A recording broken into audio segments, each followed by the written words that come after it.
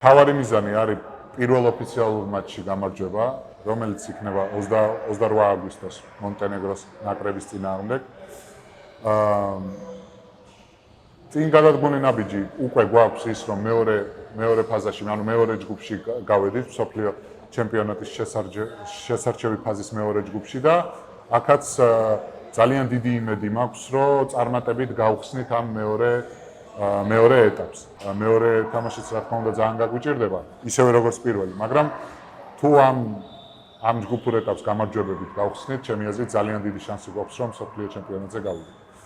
მე ოლიმპიადაზე, მსოფლიოზე რო გავალთ, მე დავიზიდეთ და დავილაპარაკოთ მედალში.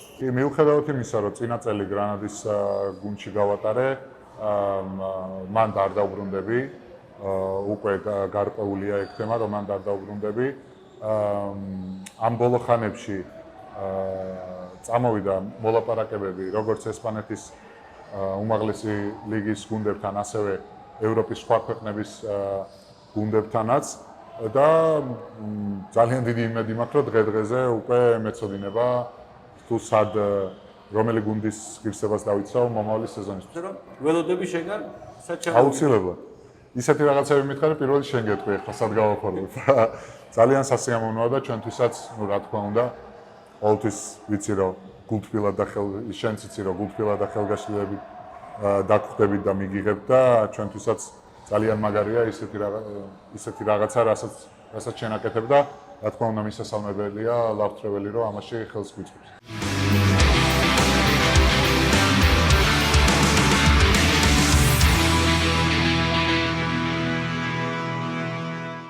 მოგესალმებით, გადაცემა ნიჭი თუ შრომა. ამჯერად ყავს საქართველოს ეროვნული ნაკრების კალათბურთელი, ჩემი უსაყვარლესი ადამიანი და ოჯახის წევრი, ასე ვთქვათ, ბექა ბურჯანაძე, ჩვენი გადაცემის სტუმარი და მასთან მინდა რომ საინტერესო თემებზე ვისაუბრო და ბავშვებს ჩვენ მომავალ თაობას სწორედ ბექა მინდა რომ გააცნოს თავისი ცოდნა და გამოცდილება გაუზიაროს და უთხრას ჩვენ შვილებს თუ რამდენად მნიშვნელოვანია ნიჭი და შრომა. თუ რომელი უფრო მეტად ამას თავად გვეტყვის. დიდი მადლობა მოწვევისთვის, ძალიან მიხარია რომ შენთან ერთად ვარ, შენ გადაცემაში ვარ და ძალიან საინტერესო თემებს შევეხებით და ვისაუბრებთ. უკვე დავიწყოთ ნიჭი თუ შრომით? იმ დღიდან მაგაზე ვფიქრობ, რაც მითხარი, რომ ამ თემაზე მოგვიწევს ლაპარაკიო და ჩემი აზრით ერთი მეორის გარეშე არ გამოვარ. მაგრამ თუმცა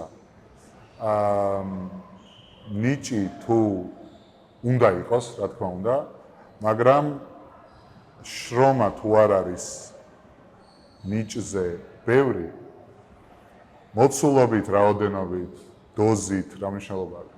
ჩემი აზრით მაინც იმ წარმატებას, რა წარმატების პოტენციალიც უნდა გქონდეს ახალგაზრდას, პროფესიონალს თუ რა მნიშვნელობა აქვს, მაინც ვერ მიაღწევს რა. ამიტომ მე უფრო შრომისკენ გადავიხრებ. რადგან რაოდენ ნიჭითაც არ უნდა იყო დაჯილდოვებული, ის შრომა ოდნავ თუ მოაკელი, იმას ვერ მიაღწევ. მაგრამ პირიქით რო ავიღოთ, ნიჭი თუ იმხელა არ გაქვს, მაგრამ შრომა გაასამაგე და გააოთხმაგე, შეიძლება იმაზე ბევრად მეტს მიაღწიო, ვიდრე ზუსტად აიმ შენ ნიჭიერმა მეტოქემ მიაღწია, ხო? ან კოლეგამ გამნიშნულობა. ასე რომ ორივე საჭიროა, თუმცა შრომას მაინც გამოყოფ. თავად რომელი ხარ? ან რომელი იყავი ბავშვობაში?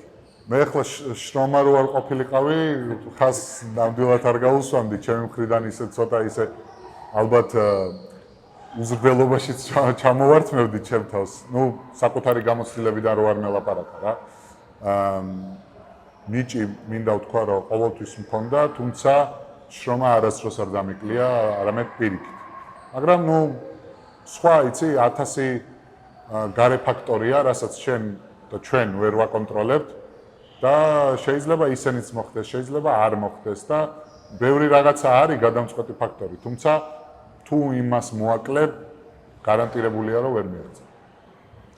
ნაკრებში ვის დაასახელებდი, ყველაზე მშრომელი და ყველაზე მშრომელი და ყველაზე ნიჭიერი. ან ორივე რო გქონდეს. იცი რა, აი ძალიან ისე გულწრფელად გეტყვი რა. ყველა ძალიან შრომებელია. აი რომ მოხვიდე ჩვენ ვარჯიშს დაესწრო, ვარჯიშამდე 9 საათი 45 წუთით ადრე თითქმის ყველა ვარჯიშობს ინდივიდუალურად. ყველას თავის რუტინა აქვს. ყველა ასისტენტ მსმენელს იყენებს და თავის სუსტ მხარეზე ვარჯიშობს. ვარჯიშის განმავლობაში, რა თქმა უნდა, კოლექტიური ვარჯიში, გუნდური ვარჯიში და ვარჯიშის შემდეგაც თითქმის ყველა ჩვენთაგანი ვრჩებით და ვარჯიშობთ რა. ისევ ჩვენ სუსტ მხარეებზე, ან ძლიერ მხარეებზე, ან ხანდახან ვამონაცვლებებთ. ნუ აი ყველა ძალიან ნიჭი, რა თქმა უნდა, ყველა ჩვენთაგანს აქვს.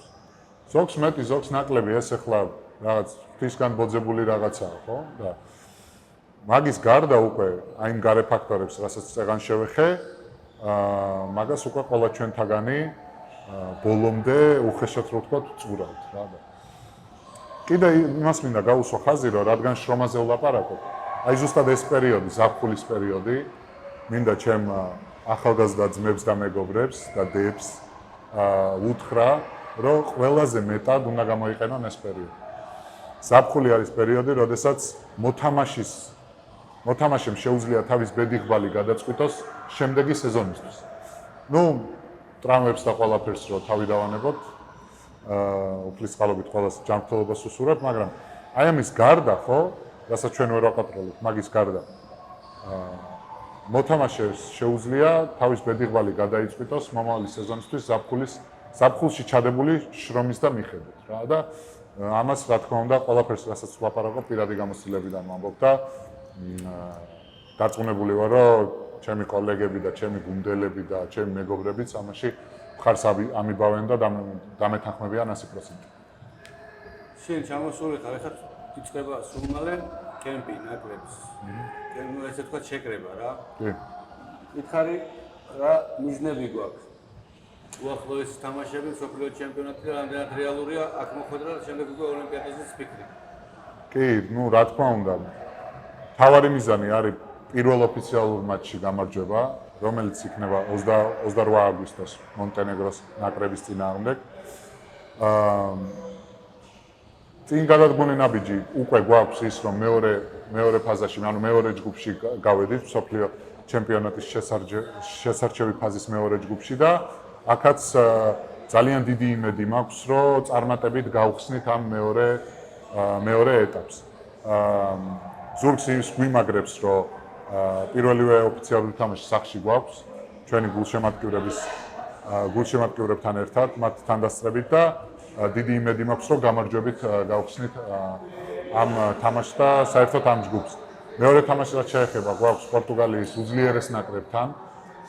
მე ესე ვაფასებ ამ ნაკრებს, იმიტომ რომ პორტუგალიასთან წინა წლებში ძალიან ხშირად გვაქვს ნათამაშები და მინდა ხაზი გაუსვა. პორტუგალიაში ვიყავი წლების წინ. მახსოვს და მაგრამ აი იმ დონის პორტუგალიის ნაკრებთან არანაირი შეხება არ აქვს დღევანდელ ნაკრებს. რა ვიცი, აი რადიკალურად განსხვავებული ნაკრებია. აქვს NBA-ის მოთამაშე და ამ NBA-ის მოთამაშე, რომელიც მეხუთე პოზიციაზეა, ცენტრალურ პოზიციაზეა, მის გარშემო ძალიან უმაღლესი დონის თანაგუნდელები ყავს და ზოგადად ძალიან ისეთი ათლეტური და ფიზიკური გუნდია რა და მეორე თამაშიც რა თქმა უნდა ძალიან გაგვიჭირდება, ისევე როგორც პირველი, მაგრამ თუ ამ ჯგუფურ ეტაპს გამარჯვებებით გავხსნით, ჩემი აზრით ძალიან დიდი შანსი გვაქვს, რომ მსოფლიო ჩემპიონატზე გავიდეთ. მერე ოლიმპიადაზე, მსოფლიოზე რო გავალთ, მერე დავიზრდეთ და დავილაპარაკოთ მერეში. კი ბატონო, ეხლა მითხარი, შენი საკლუბო კარიერა, გრანადაში თამაშობ, სეზონი იწყება, გითხარი, რამე ცვლილებები ხო არ არის მოსალოდნელი, სერიოზულ წინადადებებს თუ განიხილავ სხვა გუნდში, ესპანეთში დარჩები თუ სხვაგან აპირებ გადაბარგებას. კი, მიუხედავად იმისა, რომ წინა წელი გრანადის გუნდში გავატარე, მან არ დავბრუნდები, უკვე გარკვეულია ეგ თემა, რომ მან არ დავბრუნდები. ამ ბოლო ხანებში წამოვიდა მოლაპარაკებები როგორც ესპანეთის უმაღლესი ლიგის გუნდებთან, ასევე ევროპის სხვა ქვეყნების გუნდებთანაც და ძალიან დიდი იმედი მაქვს, რომ დღე-დღეზე უკვე მეცოდინება თუ სად რომელი გუნდის ღირსებას დავიცავ მომავალი სეზონისთვის. ჯერჯერობით ეს არც გაოფიციალურებულია და არც მე არ ვიცი, მაგრამ შეიძლება არ იყოს სეზონი მალე იწყება და დიდი იმედი მაქვს, რომ ეს ყველაფერი მალე მეცოდინები. მე მეცაც გეტყვი. მე შემომიერთა ერთი ძალიან კარგი ტურისტული კომპანია.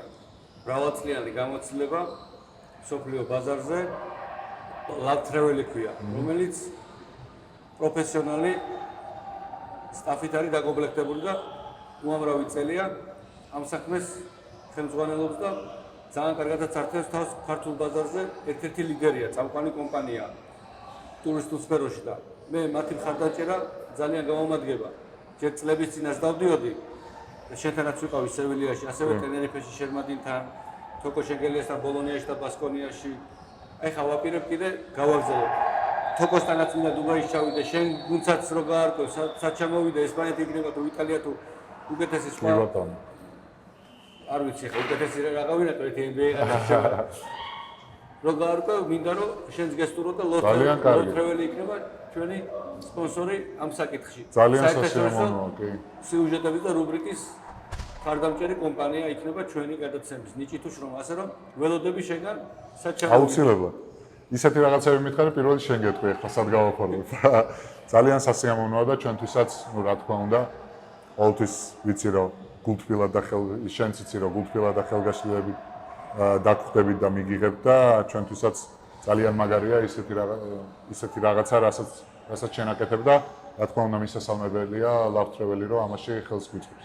კი, ვლადიმერ ბოისასთან ვიყავი სლოვენიაში, ზაზა ფაჩულიასთან ვიყავი, სოთესოვის მის აკადემიაში ვაკეს ინტერვიუ და ვისაუბრებ ზაზაზე.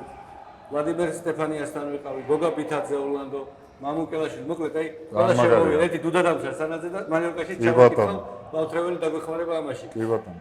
მითხარი ხა ზაზა ფაჩულია თავად უფრო მშრომელი იყო თუ ნიჭიერი? NBA-ში არა, ზაზას სახელი და გვარი ასოცირდება შრომასთან რა. ის თვითონ პირველია, ვინც მაგას იტყვის და ხაზს გაუსმის. პატარაობიდან მოყოლებული მე რამდენადაც ჩემი მეხსიერება, მიწყობს ხელს და მახსოვს იმ წლიდან ძალიან პატარა ვიყავი, იმ წლიდან მოყოლებული ძალიან მშრომელი ადამიანი. მშრომელი როგორც ათლეტი იყო და კალათბურთელი.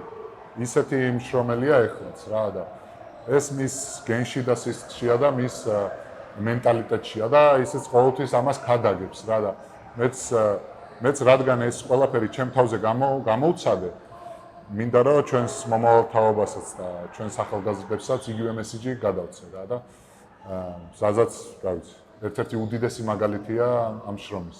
ეხლა მითხარი თონიკე შენგელია, ვერა და ვერ მოვასწრა, ძალიან გული მწყდება რომ კატალონიის ბარსელონაში აი სპონსორი არ ყოდა რომ ჩავსულიყავი, თუმცა ძალიან გულდასაწყვეტია ზოგადად ქართველი ჟურნალისტიკაში მე ეგეთი ვერა მოხსენი რა რომ კაცი თამაშობს საქართველოს ნაკრების კაპიტანი ბექა კატალონიის ბარსელონაში და ჟურნალისტი არ არის ნამყოფი იქ რომ ინტერვიუ ჩაეწერა.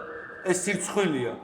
ჩემი ჩათვლით მე არ მყავდა სპონსორი ჩავსულიყავი. ის საშუალებაც ხოდა მოვიარე თოკოსთან ბოლონია ბასკონია არაერთხელ ვიყავი და ბარსელონაში წმინდა, თუმცა აი ერთი ნაბიჯი დამასწავლა და დუბაიში გადავიდა და ვერ ვესაუბრე რამოდენიმე დღეს წინ და მითხრა რომ გელოდებიო ექსკლუზიური ინტერვიუ შენოდა ჩაწერო ჩემი ჩავიდე, ასე რომ კი, მაგაში გეთანხმები რომ ესეთ გრანდში იყო და ესეთი მარტო სახელი და ის სხვა ბრენდია რა ბარსელონა, არა მარტო ესპანეთში და ევროპაში, არამედ მთელი მსოფლიოს მასშტაბით.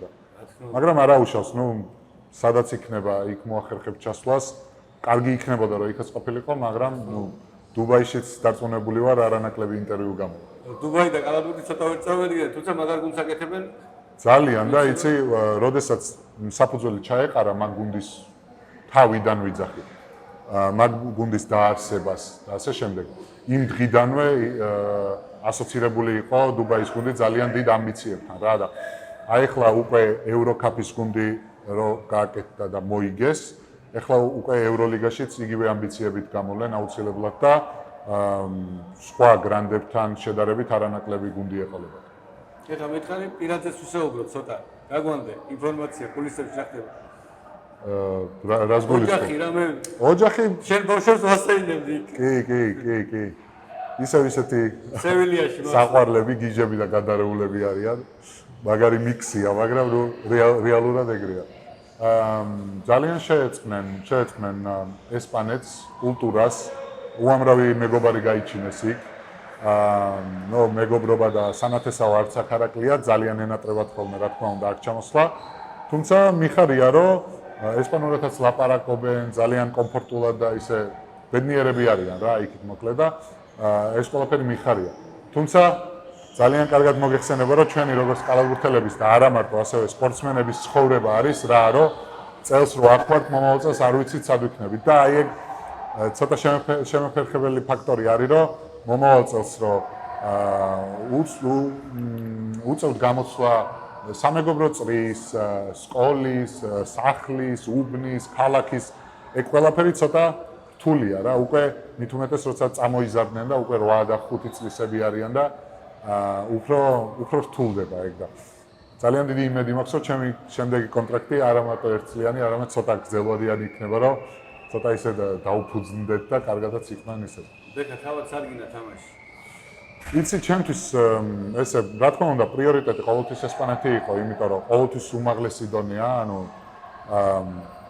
ესე ევროპის წამყვანი ლიგაა და მსოფლიოში NBA-ის მერე მოიაზრება როგორც მეორე ყველაზე ძლიერ ლიგად და რა თქმა უნდა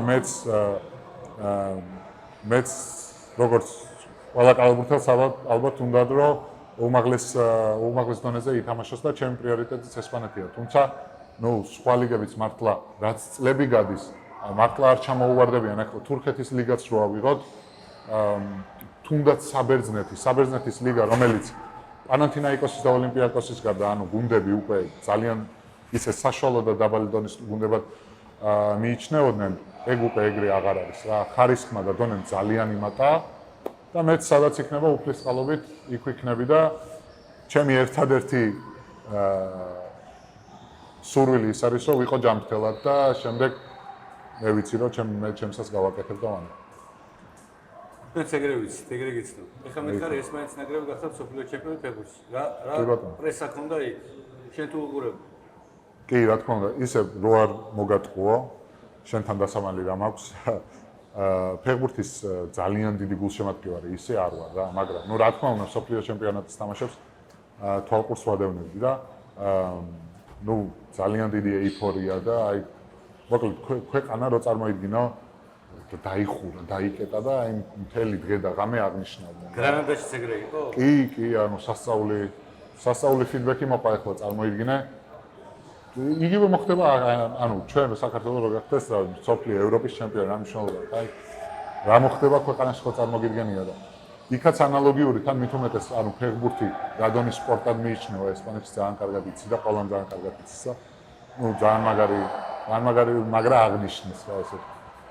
ჩვენი დიდი მადლობა საინტერესო საუბრისთვის, რომ შენი ცოდნა და გამოცდილება ბავშვებს გაუზიარე, ეს ძალიან მნიშვნელოვანია ჩვენი მომავალი თაობისთვის, იმიტომ რომ შენაერი წარმატებული სპორტსმენები აძლევენ მაგალითს მომავალ თაობას და ის მოდი ესე ვთქვათ, მინუსები, ის ჩავარდნები, ის დაკარგული წლები არ გაიარონ თავიდან და აქედან ისწავლონ. თქვენგან მიიღონ ის რჩევები, რაც არ უნდა გაიმეორენ, რაც ჩვენ დაუშვით ზოგადად, თუნდაც მშობლებმა, თუნდაც ჟურნალისტებმა, თუნდაც სპორტსმენებმა თავიანთ ცხოვრებაში. ცხოვრება იქნება თუ სპორტული კარიერა. ამიტომ მნიშვნელოვანია ეს გადაცემა, სწორედ ჩვენი მომავალი თაობისთვის, რომ მარტო პლუსები აიღონ თქვენგან და ის მინუსები გაიაზრონ, გაიზიარონ, გაითავისონ და აქედან გამოიტანონ დასკვები, რომ გააუმჯობესონ. კი ბატონო, პირიქით, მადლობა შენ მოწვევისთვის და წარმატებებს გისურვებ. და ერთი პირობით გემშვიდობები, რომ მაგარ გუნდში შევხვდებით ერთმანეთს. კი ბატონო, მინიმუმ იტალია, ესპანეთი ან ამერიკა. მეც დაგკვირდი, რომ შენ გაგეგებინე პირველი.